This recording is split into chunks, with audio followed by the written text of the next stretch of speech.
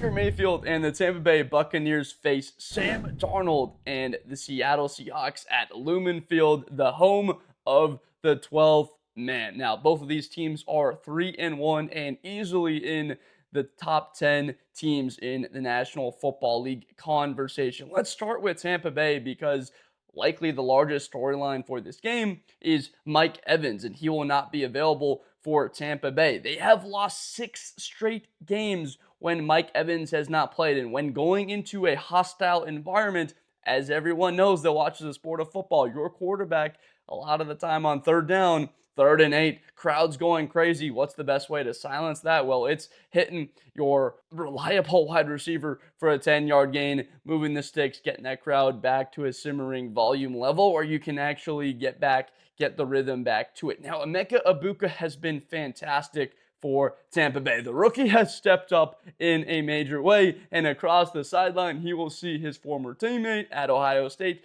Jaxon Smith-Njigba. These guys are premier players already in the league. Jaxon Smith-Njigba has inserted himself into top 5 wide receivers in the NFL. Now, one of the knocks that Randy Moss has on Justin Jefferson is he doesn't get into the box enough. He doesn't get into the end zone enough. Jaxon Smith-Njigba needs to score more touchdowns. It's not a knock. It's just a fact. He has to do a better job of scoring more touchdowns for these explosive plays for Seattle and being a factor in the red zone to score. It's so nice when you have, for example, a Mike Evans, a guy that's consistently scored a lot, not just had the 1,000-yard seasons, that could be a 6'5" target for your quarterback down there.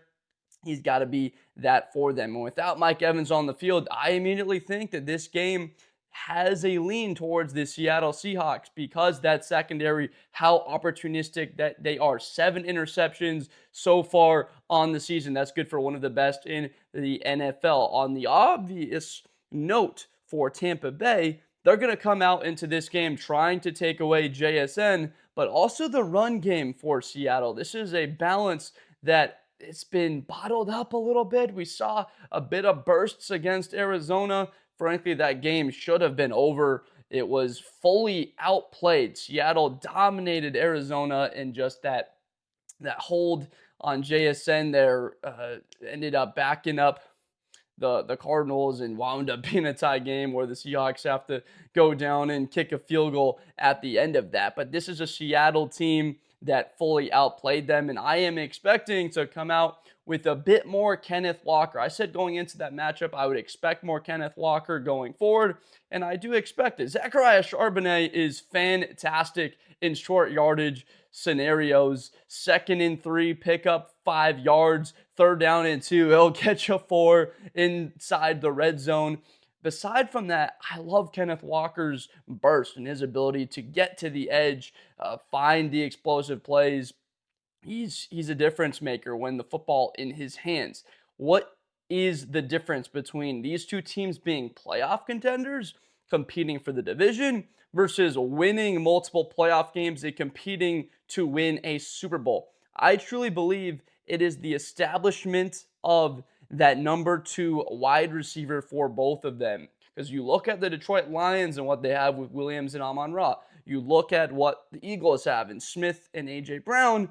Seattle, can Cooper Kupp be healthy enough? Can he play at that level? All of us know he can. The Seattle Seahawks know better than anybody what Cooper Kupp can do. Can he be that guy in that number 2 role that JSN is, if he's taken care of, that he can find a way to get open and be that number 2. That's why they went out and got Cooper Kupp after they said, DK Metcalf, we don't need you anymore. That's certainly an interesting decision, but again, they like the capital they got from that trade. For the Tampa Bay Buccaneers, it looks like they have that guy in Emeka Egbuka with Mike Evans. They thought these are the 2 that could be that, but with the health concerns going forward, if they have those 2 healthy, this is absolutely a team that has those 2 covered. Why? Because they also have a key facet of what makes a team have the ability, the potential to compete for championships. You have to be good on the defensive side of the ball. This is the fourth best rushing defense in the National Football League. Tampa Bay, when you have Vita Vea in the middle of that defense, makes it hard on any offense. I don't care who the interior linemen are. It will be tough going all day to get that run game established. Seattle comes into this football game with an offense that has been good. I mean, they're 17th in yards. They've been good in scoring points. This is the sixth best team in the NFL and the points they've scored on the season. Tampa Bay, when you look at their statistics, it's a lot more middle of the pack, but where they've been great is their defense and the yards that they have allowed. Now, I know that there will be all the talk about Jaxon Egbuka, the former Buckeyes, going against each other. I really think that that's where this game will be won. Which one can outshine the other? Because it's going to be tough going, tough yards on the interior against these two teams.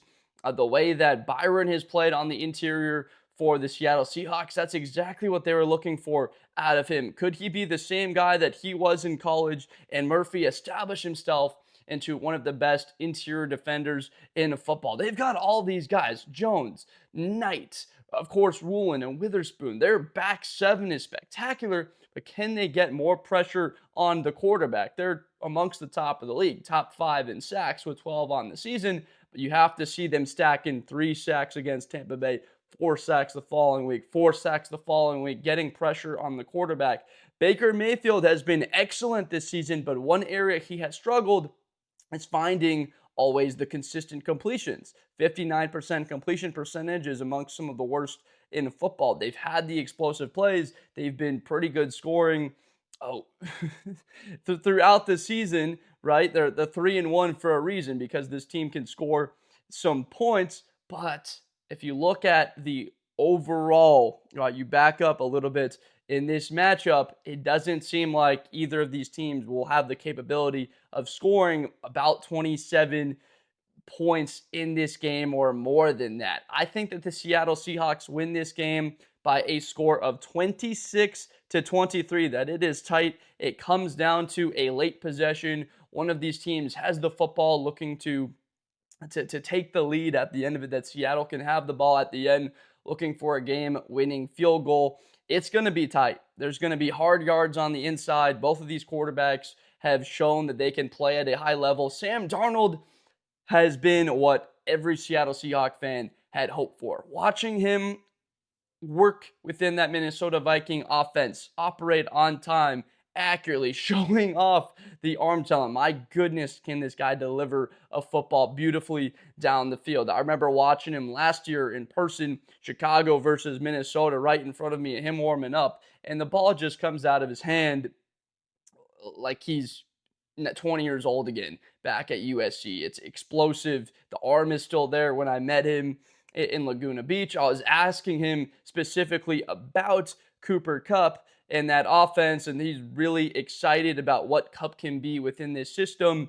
Cooper Kupp, again, still, he's been slept on by people his entire career, and he's an impact player because he does all the dirty work that people don't want to do, that those selfish guys don't want to do. It's blocking, it's protecting when necessary, it's finding a way to be a decoy down the field, running your release outside and not inside so that you can open up Jaxon Smith-Njigba or the tight end. These are the type of things that are the characteristics of players you need in your organization to have a chance to not alone compete with the Los Angeles Rams to win this division or get into the playoffs, but also win games in the postseason. You need culture guys like Cooper Kupp, and I can't help but feel the Rams losing a guy like that is going to be a major factor for Seattle this season or the next because of him being such a great guy in that locker room. I love the run game for Tampa Bay with Bucky Irving. The only issue here is as of the recording of this video,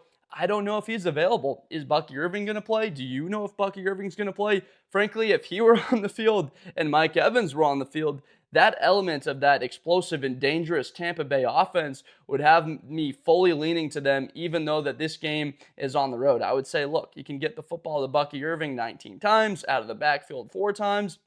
Mike Evans is a reliable target on third down. It helps that Tampa gets back Chris Godwin. He was maybe the best wide receiver in football through the first couple of weeks last year before he went down with the injury. Slowly integrated him last week. You'll see more of Chris Godwin this week getting targets, but it's going to be the Emeka Egbuka show this week for him and Baker Mayfield. Does he get 11, 12 targets? Who's lined up against him? Is it Witherspoon right off the line of scrimmage? Reek Woolen covering him down the field? Is it Josh Jobe? Right? All of these three guys will be lined up against him because he can line up on the outside at X. He can move to F. He can move into a Y position. He can play out of the slot. He's so versatile and everywhere he lines up. What does that remind you of, Seattle Seahawks fans? Well, it's Jaxon Smith-Njigba. These guys played a very similar position at college. Frankly, if they had JSN on the field versus Georgia in that semifinal game, they probably beat that team when they had Marv also a part of that receiver core. But it's just fun when you see two former guys come out of it. I know that I've spoken highly about that for this matchup, but you saw it last week. He gets the better of Marv, and they beat Arizona. This week, which of these guys will get the edge and find a way to win this game? Like I said, I think Seattle gets the win 26-23. As of now, I trust their secondary more and their offense, that it is healthier than what Tampa Bay looks like. It's tough to say because of the injuries. I'm going with a certain team, but look, it's a part of the game, and it changes the impact and what you can do as an offense when you are limited going up against a tough Seattle Seahawks defense, which has been the 13th best in yards allowed and 3rd best in points. So I appreciate you so much for watching. If you enjoyed this Blitz with Blender video, please subscribe for more content in the future. I make NFL and college videos every day, so you'll have that to look forward to. Breaking these things down, not just the NFL games, but also the college earlier in the week. And as we build this out, we'll be getting into more live streaming and stuff so I can interact with you guys. I'll get down there in the comments and try and engage with you as much as I can. So please let me know, is Seattle going to win this one? Tampa Bay, do they find a way to pull it off in a very tough environment? Let me know that stuff down below. I appreciate you so much for watching, and I'll see you next time. Thank you. Best player in college football. That Georgia and Ohio State game, New Year's Eve, is going to be a classic. Josh Blender. Hi, everybody. I'm Josh Blender. To the 40, 35, 30, Espinosa to the 20.